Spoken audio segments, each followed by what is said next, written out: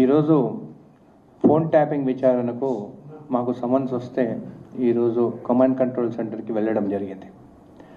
అక్కడ వెళ్ళిన తర్వాత నిజంగా ఈరోజు రాజకీయంలో ఉన్న ఒక ఎమ్మెల్యేగా ఉందని ఈరోజు నిజంగా బాధపడ్డాను. మనకు స్వాతంత్రం వచ్చిన తర్వాత కూడా అంటే మనకి ఫ్రీడమ్ ఆఫ్ స్పీచ్ కానీ మన స్వేచ్ఛ కానీ ఈరోజు ఏది లేకుండా గత ప్రభుత్వంలో తెలంగాణ వచ్చిన తర్వాత బీఆర్ఎస్ ప్రభుత్వం ఎంతవరకు చేస్తారనేది నిజంగా బాధాకరం. ఈరోజు చూసిన తర్వాత చూస్తే అక్కడ ఫోన్ నంబర్లు మా అమ్మ నంబరు, నా భార్య నంబర్ కూడా ఉంది. నేను తెలంగాణ ప్రజలని ఒకటే అడుగుతున్నాను, మహిళలను అడుగుతున్నాను, అమ్మ మీరు మీ భర్తతో మాట్లాడితే ఎవరైనా వింటే మీకు ఎలా అనిపిస్తుంది? ఒక తల్లిగా మీరు కొడుకుతోని మాట్లాడుతుంటే మీ ఫోన్ ట్యాప్ చేసి వింటుంటే మీకు ఎలా అనిపిస్తుంది? మా అమ్మ ఒక పెద్ద రాజకీయ కుటుంబం నుంచి వచ్చిన ఆమెకి ఇప్పుడు 70 సంవత్సరాలు. నేను ఇక్కడ ఉన్నా కానీ అక్కడ కాన్స్టిట్యున్సీలో ఏది ప్రాబ్లం ఉన్నా కానీ ఎంత రాత్రి అయినా కానీ ఏది ఉన్నా కానీ గ్రామాలకు వెళ్తుంది, మాట్లాడుతుంది, వస్తుంది. ఈరోజు ఆమె ఫోన్ కూడా వాళ్ళు ఆ రోజు ట్యాప్ చేసినారు.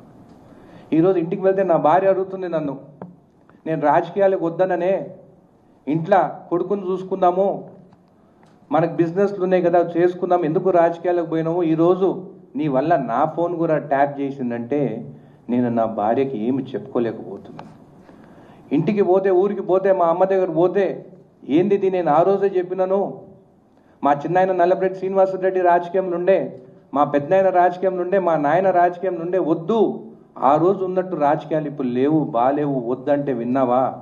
ఆఖరికి ఫోన్లు కూడా ట్యాపింగ్ చేస్తుందంటే ఏంది అని చెప్పి అడిగితే నేను ఏమి చెప్పలేకపోయినాను. ఈరోజు ఒక్కటే అడుగుతున్నాను, మళ్ళీ బీఆర్ఎస్ వాళ్ళు మేము మళ్ళీ వస్తామంటే దేనికి? భార్య భర్తలు ఫోన్లు మాట్లాడితే వినేదానికా మీకు మళ్ళీ రావాలనుకుంటున్నారు? మీ ప్రభుత్వం రావాలనుకుంటున్నారు? ఏంది? సీఎం రేవంత్ రెడ్డి గారిని కూడా అడుగుతున్నాను, అన్న ఇప్పుడు అందరూ అడుగుతున్నారు ఇంత టైం అయిందని, ఒక్కొక్క కాన్స్టిట్యున్సీలా మా కార్యకర్తని 200 నుంచి 300 మందికి ట్యాపింగ్ చేస్తారు. ఒక్కొక్కరిని విచారణ చేయాలంటే టైం పడుతుంది. కానీ ఖచ్చితంగా మీ పైన మాకు నమ్మకం ఉంది, తెలంగాణ ప్రజలకు రేవంత్ రెడ్డి గారి పైన నమ్మకం ఉన్నది. ఖచ్చితంగా దీనిపైన యాక్షన్ తీసుకుంటారు. విచారణ జరుగుతుంది, ఇప్పుడు విచారణ జరుగుతుంది కాబట్టి లోపల ఏం మాట్లాడినామో మేము చెప్పలేము, ఎందుకంటే ఇన్వెస్టిగేషన్ ఇంకా కంప్లీట్ కాలేదు. నా ఒక్క కాన్స్టిట్యున్సీ చూస్తే దాదాపు 200-300 నంబర్లు ఉన్నాయి. దాదాపు ఒక 100 మందిని పిలిచి విచారణ జరిపినారు. ఆఖరికి నా డ్రైవర్ది ఫోన్ నంబర్, నా డ్రైవర్ వాళ్ళ భార్యది కూడా అంట. ఇంక ఇది ఎక్కడ ఇది? సరే మేము కాంగ్రెస్, మేము అపోజిషన్, వాళ్ళకి అపోజిషన్ కాబట్టి మీరు అనొచ్చు, మీరు అపోజిషన్ కాబట్టి ఏదో బురద జరుగుతున్నారు. మళ్ళీ కవిత ఏం మాట్లాడింది?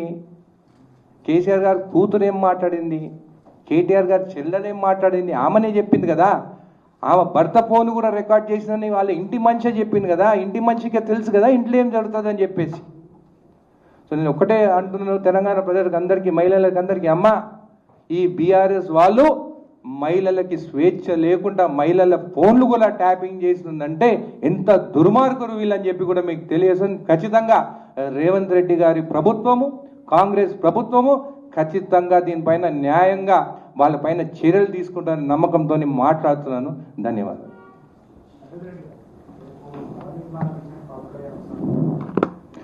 ఈరోజు ప్రెస్ మీట్ ఓన్లీ దీని ఫోన్ ట్యాపింగ్ పైన. తెలంగాణని నరదిష్టి అనేటోళ్ళ గురించి నేను మాట్లాడదలుచుకోలేదు. తెలంగాణ కన్ను నరదిష్టి, వాళ్ళ కన్నుతోనే కోనసీమ అంత చెట్లని చచ్చిపోయిన వాళ్ళ గురించి నేను మాట్లాడను. ఇవన్నీ కావాల్సిన మళ్ళీ ప్రెస్ మీట్ పెడతాను, దాని గురించి మాట్లాడతాను, ఖచ్చితంగా మాట్లాడతాను. జనవాడ 706 సర్వే నెంబరు, జనవాడ కూడా మా గ్రామమే, మా మక్తా ఊరు. డ్యామ్ కట్టినప్పుడు జనవాడ దాదాపు మా తాతదే 3000 ఎకరాలు దానికి పోయిందన్నారు. అప్పుడు నిజాం సర్కార్ 60,000 రూపాయలు ఇచ్చింది. బాండ్స్ కూడా మా దగ్గర ఉన్నాయి అవి. దాని తర్వాత సీలింగ్లో కూడా పోయింది. ఈరోజు నిన్న మొన్న సంపాదించుకున్న వాళ్ళందరూ అక్కడ భూములు కొనుక్కొని ఉన్నారు. వాళ్ళు జనవాడలో ఫామ్ హౌస్ కట్టుకొని, నేను కట్టుకోలేదు అక్కడ. ఖచ్చితంగా దావిట్ల గురించి కూడా మాట్లాడతారు.